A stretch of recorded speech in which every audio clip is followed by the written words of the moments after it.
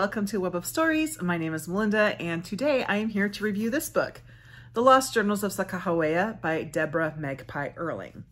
So this is an imagining of the life of Sacajewea. I know most Americans are familiar with who Sacajewea was, but if you are not familiar, you're not from the United States. She was an indigenous woman who accompanied Lewis and Clark on the Corps of Discovery under circumstances that I will get to.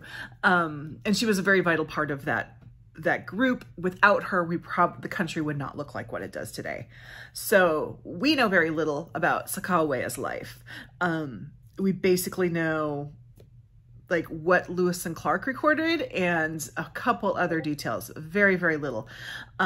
So Earling had a very, she just had a few points that she had to meet that are established in history. And beyond that, she had to create an entire life.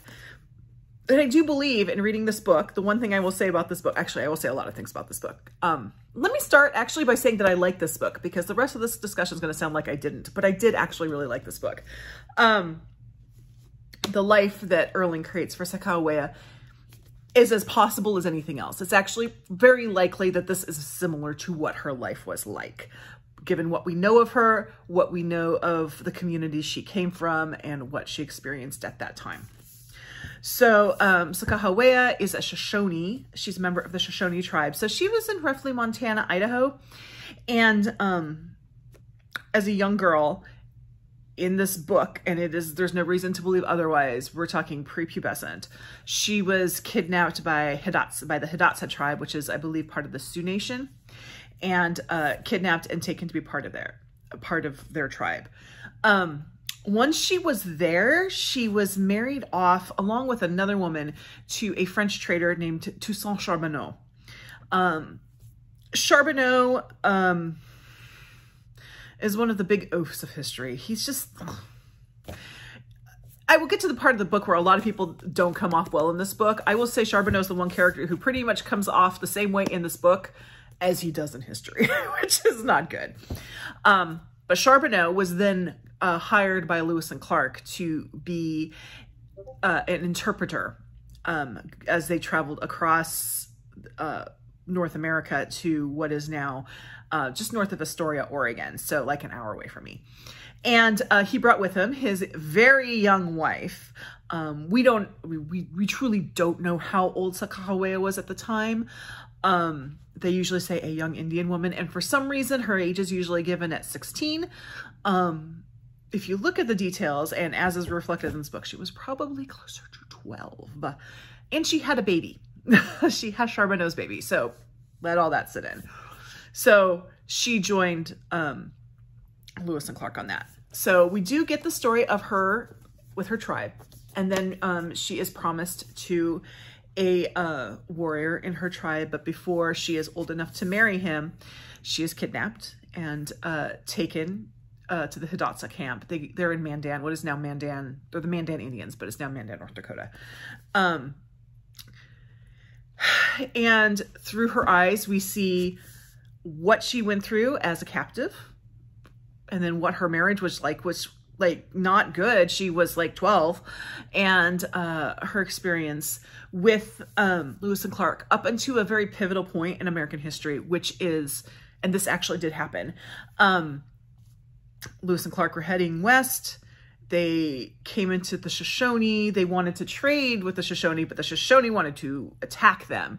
And then all of a sudden there was this, and this is what happened in history, there was this sort of gleeful yell, and Sacajewea went running up to them, and it turns out that the chief of the Shoshone was her brother. So that's one of the great coincidences of history. And because of that, they were able to get horses to continue their journey to the Pacific Ocean. There's not much more to the story than that, but it is interesting. But it's a difficult book. This is not a very long book. And I picked it up thinking, oh, I'll just breeze right through this, because it's like less than 300 pages. It's what, 200 and I think, I should look this up beforehand. The actual narrative is 242 pages. This shouldn't take long. This, however, turned out to be a very difficult book to read for several reasons. The three main reasons for me that were difficult. First of all is the language that's used. In a foreword to the book, Earling explains that she basically is writing in the cadence of that language. So if you were to watch a Western movie from like the mid-20th century that has an indigenous character, they would have this like, "Oh, white man," very racist sort of talk. It is racist. And what that is a bastardization of what colonists would hear the indigenous people speak, how they would hear that cadence, and then they would try to translate it into English in their mind. It is racist. However, all languages have a cadence. We generally consider it to be part of an accent, which is fine. But the cadence that Earling uses in this book is probably very close to, if not identical to, the cadence that the language Sacajewea spoke would have been. So it is a difficult read in that point. Now, I read a fair amount of poetry, and I think that helped me. This is not poetry. It is prose, and I think trying to say it's poetry, I don't know, that seems a little bit like appropriation, like trying to take someone's language and fit it into a definition that fits your own. But the practice of reading poetry, I think, helped me read this book.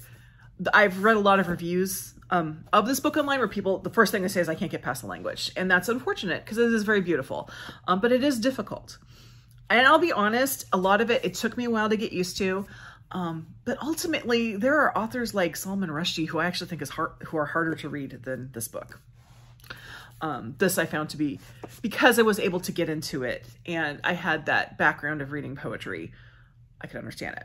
The second thing is this is full of indigenous imagery. And I started out thinking, well, I'm just gonna look this up because I really want to understand what's going on. Piece of advice, don't do that. Just accept it for what it is. Go along with the ride and try to understand things through context. That's really the best way to do it. You have to be willing to do that though, or else you're just going to get stuck in this book. It is. And the third thing, and this is a big one, is there is a lot of violence in this book, and a lot of that violence is sexual violence towards women and girls. And it's not told in gratuitous detail, but it's told for what it is, and that enough is hard. And I really think, first thing, if you are even considering this book, you need to look up the content warnings and see. I mean, I personally was fine reading it, but I can see how a lot of people would have trouble reading it. But it's part of a story that needed to be told. You could not tell this story without it. And as I said, none of it's gratuitous. It's all necessary, but it is very, very hard to read because Sacajewea's life, I mean, as much as we'd like to believe it was this wonderful, charmed life, it wasn't. She was a captive. She was basically sex trafficked. You know, and Earling recognizes that, and that's the story she tells in this, and it is heartbreaking, but it's also probably very close to the truth. And so this is hard. Another thing, and this is not something that bothered me, but it might bother some people, I'm going to put out there. If you hold certain historical people in a certain light, and you don't like it when they aren't shown in that light, this book's not for you. Lewis and Clark do not come off well.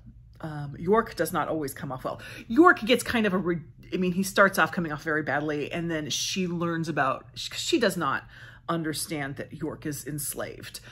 If you guys don't know, York was either Lewis or Clark's, I think he was Clark's, enslaved servant.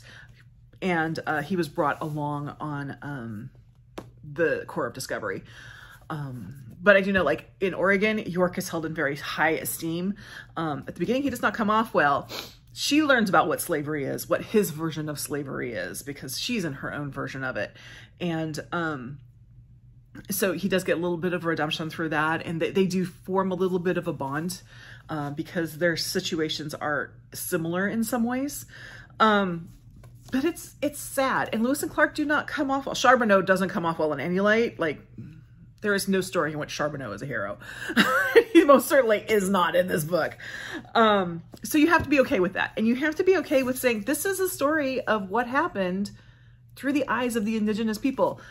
We think of Lewis and Clark as this great adventure. It was not great for the indigenous people. I mean, and true, they personally, Lewis and Clark didn't cause that much harm on their Corps of Discovery to indigenous populations, but what they did opened the door to almost the annihilation of indigenous culture. So you got to keep that in mind. I enjoyed this book. I gave it an A. I think I do plan to reread it in the future, and I think it'll probably go to an A+ upon my reread, but I don't widely recommend it. I would recommend this book to someone who is willing to take up the challenge of it and is willing to go into it recognizing it for what it is and accepting it for what it is, and someone who's willing to take the time to understand the language and understand the imagery and understand that we are seeing a view of the world that we haven't been shown before, really. And it's not one that's going to look very pretty. But I think it's an important story to tell. I think Earling did an amazing job, and we don't know. We don't even know when Sacajewea died. She either died in like 1815 or 1840. I mean, I don't know why those are the two options, but she probably died in 1815. We know so little about her, but Earling knows the culture she came from. She knows the facts that we do know about her, and she knew her world. And I think that the story that Earling tells is far more likely to be close to the truth than the stories that we were taught in school. So this is The Lost Journals of Sacajewea by Debra Magpie Earling. Thank you for joining me. If you enjoyed this, please give me a thumbs up, subscribe to my channel, and I'll see you in the next video. Bye.